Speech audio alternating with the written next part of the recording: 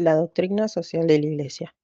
En este video se explicará la doctrina social de la Iglesia y su evolución, con el texto de base de Antonio Porta, quien explora qué es la doctrina social de la Iglesia, su naturaleza, sus causas de surgimiento y sus dimensiones esenciales. Hola, ¿qué tal? Mi nombre es Jimena Huenten y estoy cursando la materia Humanismo y Doctrina Social de la Iglesia en la carrera de la licenciatura de Educación Física en UNCASAR. ¿Comenzamos? ¿Qué es la doctrina social de la Iglesia? Es el conjunto de pronunciamientos de la Iglesia sobre cuestiones sociales. Surge como una respuesta histórica a las crisis del mundo contemporáneo. Esta se genera formalmente a partir de finales del siglo XIX y es influenciada por circunstancias históricas sociales, culturales y políticas. No es solo una réplica de la lucha de las clases, sino que responde a la profunda ruptura cultural con el mundo de la Ilustración. ¿Cuáles fueron las causas de su generación? Se tienen en cuenta tres circunstancias determinantes para su generación: las situaciones conflictivas en sociedades occidentales a finales del siglo XIX, las nuevas y agresivas circunstancias políticas y la necesidad de una nueva forma de mensaje. Explicaremos en detalle cada una. Por un lado, las situaciones conflictivas en sociedades occidentales a finales del siglo XIX. Habían grandes desigualdades, conflictividad social y el atraso. Por ejemplo, en España existía un alto nivel de analfabetismo. Era una época de larga crisis económica y la estructura social estaba caracterizada por una enorme masa de proletariados y un grupo reducido de los dueños de los medios de producción. Esto es consecuencias de la industrialización. Por otro lado, las nuevas y agresivas circunstancias políticas. La Iglesia se encontraba inmersa en las circunstancias de los siguientes países: Italia, Francia y Alemania, en que, de acuerdo al contexto de cada país, afectaba a la Iglesia. La circunstancia italiana. En este momento ocurre la conquista de Roma en 1870, debido a que se buscaba la unificación de Italia bajo un solo gobierno, y para lograrlo se debía tomar la ciudad de Roma por parte del ejército. Esto provocó que los papas, desde Pío IX hasta Pío XI, se negaron a aceptar la nueva situación y se consideraron prisioneros en el Vaticano, y a su vez dejó a la Iglesia inmersa en un mundo liberal y laicista. Esto la puso en contacto directo con problemas como las masas proletarias que no tenían fe en Cristo y el capitalismo ajeno a lo social. La circunstancia francesa. En 1870 ocurrió el fin del régimen de Napoleón III con la renuncia del emperador y la proclamación de la Tercera República Francesa. En relación con la Iglesia, se aplicaron medidas como la disolución de congregaciones y la prohibición de la enseñanza religiosa en escuelas públicas. En este contexto se estableció un régimen extremadamente laicista que buscaba la segregación de la Iglesia. En cuanto a la circunstancia alemana, la proclamación del imperio trajo consigo la política de Kulturkampf de Bismarck para segregar a los católicos. El partido católico Zentrum reaccionó frente a esta política, logró dar de baja las medidas anticatólicas y promovió a una importante legislación social desde Bismarck.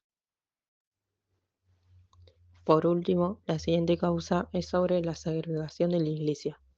La cultura y presencias católicas fueron reemplazadas por iniciativas e instituciones externas u hostiles a la Iglesia. Hubo una hostilidad cultural en la que Pío IX y León XIII criticaron las circunstancias del desarrollo del mundo en los principios ajenos a la Iglesia. Además, habían más formas de civilización que contradecían el Evangelio. También la Iglesia percibía hostilidad educativa enfrentada por Pío XI, que criticaba al intervencionismo educativo del Partido Nacional Fascista y las tendencias de la supresión de la enseñanza religiosa. Otro tipo de hostilidad era política. La Iglesia advierte sobre las corrientes socialistas y su interpretación sobre la libertad de las personas y la sociedad. También había hostilidad moral, en la que se buscaba el mantenimiento de la familia y la defensa del matrimonio por Pío XI y León XIII. Otra hostilidad era doctrinal, en donde había influencia del naturalismo, gnosticismo y la soberanía del individuo contra la voluntad de Dios, lo cual criticaba León XIII.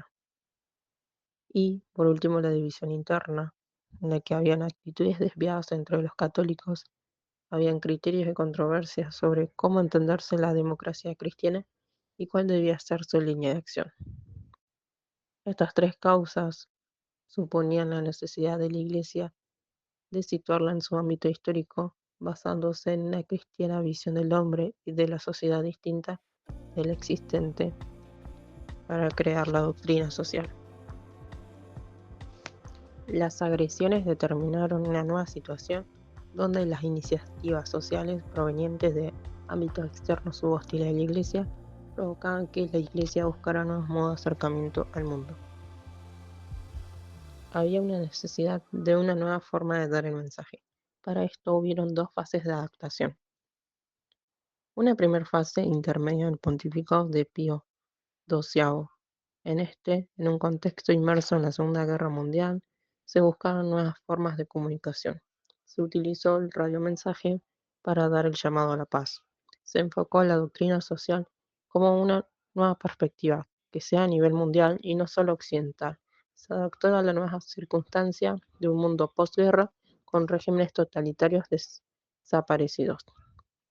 Una fase de renovación conciliar cambió el modo de acercamiento al mundo contemporáneo, manteniendo la continuidad esencial.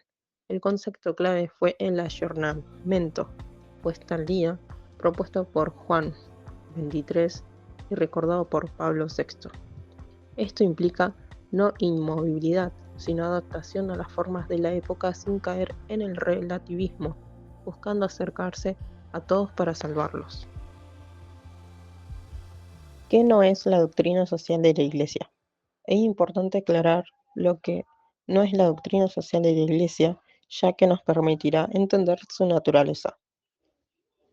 Por lo tanto, la doctrina social de la Iglesia no es una mera acumulación de documentos para citar ocasionalmente. Tiene un profundo sentido unitario y coherencia.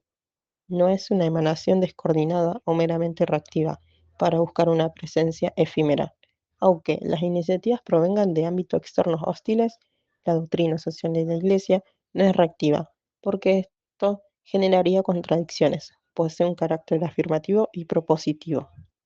No es la ideología de la Iglesia, ya que las ideologías son sistemas cerrados, inflexibles, excluyentes e instrumentos de poder.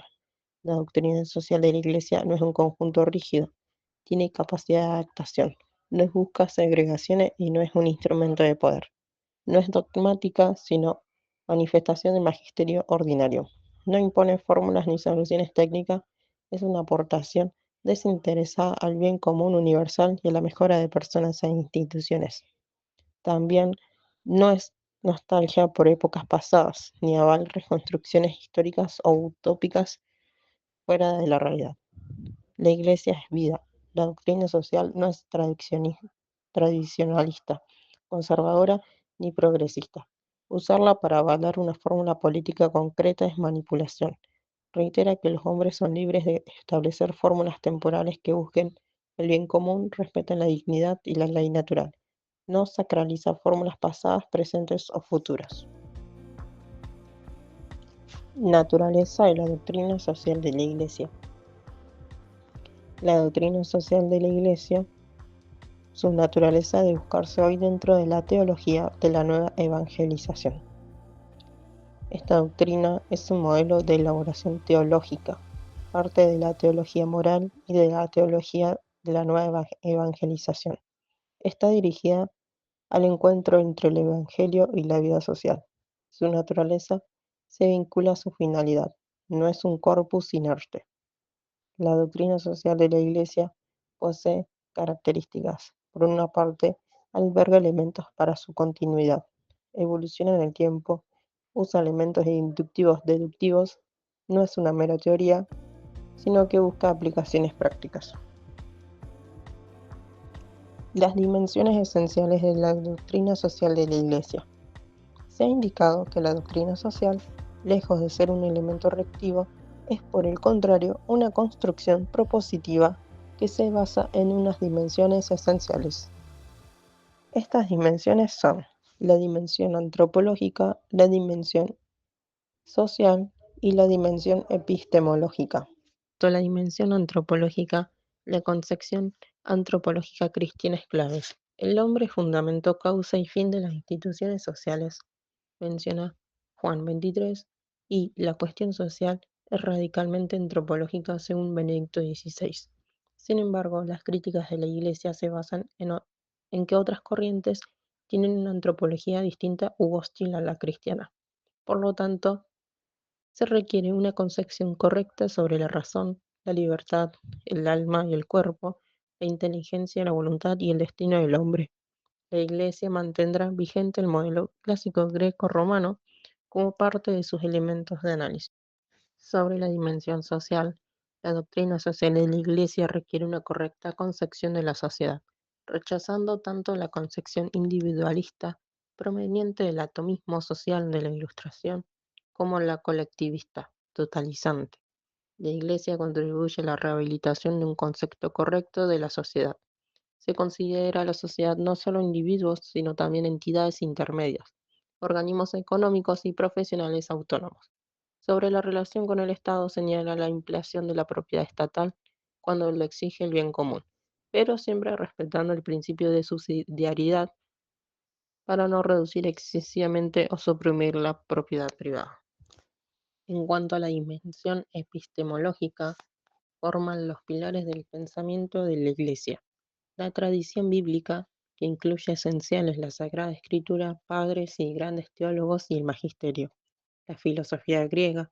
El cristianismo asimiló elementos de la cultura griega, buscando ser protagonista cultural. Usó el modelo platónico, mundo inteligible, ideas de bien, verdad y belleza, adaptándolo. Dios ocupa un puesto superior a las ideas y las ideas caracterizan a Dios. La aportación del mundo romano, el sentido práctico romano se plasmó en el desarrollo del derecho. La indagación sobre el derecho natural con la aportación de Cicerón es fundamental. Su definición de ley natural se recoge en el Catecismo. Las síntesis cristianas, hay dos síntesis históricas principales: la platónica, que culmina en San Agustín, y la aristotélica, que desarrolla Santo Tomás. Estas llevaron el predominio cultural cristiano. A su vez, Benedicto XVI propone una nueva síntesis, la humanista. Se promueve el humanismo pleno. Conclusión.